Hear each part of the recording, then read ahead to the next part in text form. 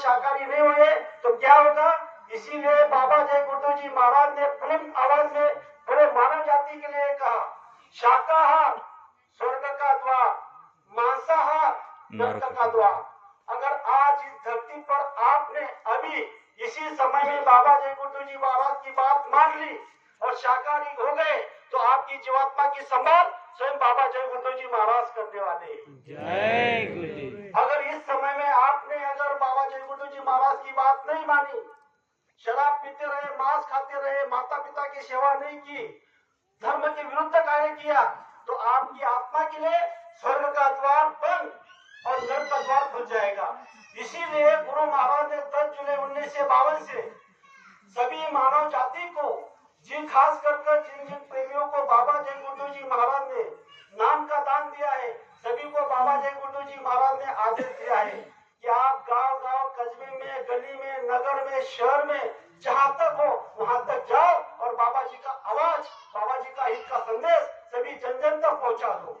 इसीलिए संत महात्मा तिरमिला रहे कि आपकी जीवात्मा नरक ना जाए। हम हमारे आंखों के देखी बोलते, लेकिन संत महात्मा हमारे पूरे तीनों कर्म, प्रारब्ध कर्म, क्रियामान कर्म और संचित कर्म, तीनों कर्म देखकर उनकी आंखों देखी वो बात बताते हैं। इसीलिए संत महात्मा त्रिकालदर्शी होते हैं और ऐसे सच्चा महात्मा मानव जाति के लिए कोई ना कोई जरिया बनाते हैं। तो हम आपको इस बात को सोचना है, अगर आप मांस नहीं खाओगे, शराब नहीं पियोगे, तो आपकी आत्मा 184 योनि में नहीं जाएगी, आपकी आत्मा नरकों में नहीं जाएगी। इसीलिए ये सत्संग का माध्यम रखा जाता है। सत्संग जल कोई पावे, उसकी अंदर की महिलाएं कट जावे। हमारे अंदर की महिलाएं कट जाती है, इसीलिए हम आपको सत्संग में जाना जरूरी है। यहाँ पर जितने माता पिता भाई बहन आए हुए हैं, यहाँ से कोई भी माता पिता भाई बहन खाली हाथ नहीं जाएगा। ये संत महात्मा का स्वाभाविक गुण है। आप कहोगे तो हम आए, तो हमको क्या मिलेगा? आप जाने अनजाने में हो, अपने आप आ गए तो संत का स्वाभाविक गुण है। क्या स्वाभाविक गुण है? यहाँ पर आप क्यों आए? सत्संग सुनने आए। सत्संग में आपको किसका दर्शन होता है? गुरु का दर्शन होता है। गुरु तुमसे मिलने का सत्संग एक बहाना है। दुनिया वाले क्या जाने, ये रिश्ता पुराना है। और उनका स्वाभाविक गुण कौन सा है?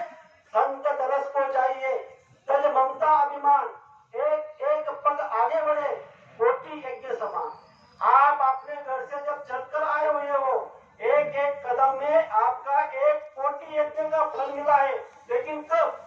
जब आप ममता को त्यागोगे, अभिमान को त्यागोगे, तब आपको कुछ मिलेगा। ममता को त्यागना मतलब क्या? अभिमान को त्यागना मतलब क्या? तो इस पर भी संत महात्मा हमको कहते हैं, आप गुरु के दर के भिखारी बन जाओ। क्या कहा संत महात्मा ने? गुरु के दर के भिखारी बन जाओ। भिखारी बनना मतलब, आपके गांव में आपने कभी देखा होगा कोई भिखारी आता है, या आप ट्रेन में जाते हो, ट्रेन में कोई भिखारी आता है, मार्केट में कोई भिखारी आता है, वो हमको धक्का लगाता है, इशारा करता है और पैसा मांगता है। हम उसको भला बुरा कुछ भी बोलते हैं, फिर भी वो हमारे पास से हटता नहीं। क्यों नहीं हटता? जिस तरह से वो हमारे पास से हटता नहीं, क्यों? क्योंकि उसकी परिस्थिति ऐसी होती है, 2 समय का उसको खाना नसीब नहीं होता, उसका परिवार भूखा होता है। इसीलिए अगर आपने कुछ भी भला बुरा कह दिया, गाली गलौज कर दी, फिर भी वो चुपचाप सुन के रहता है और आपसे भीख मांगता है। इसी तरह हम आपको गुरु महाराज ने कहा कि दीन बनकर संत महात्मा के चरण में जाकर भीख मांगो और गुनाह की माफी मांग लो। आज तक आपने जितने मांस खाए, शराब पिए, अनाप शनाप कर्म किए, जो भी आपने गुनाह किया है, वो गुनाह आपको कहाँ मिलेगा? माफी संत के दरबार में। इस दुनिया में जितने भी देवी देवता मंदिर है, वहाँ पर आपको कभी भी माफी नहीं मिलेगी।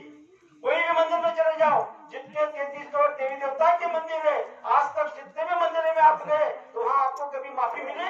नहीं मिली। माफी सिर्फ आपको संत के दरबार में मिलेगी। इसीलिए गुरु महाराज ने सत्संग का माध्यम रखा है।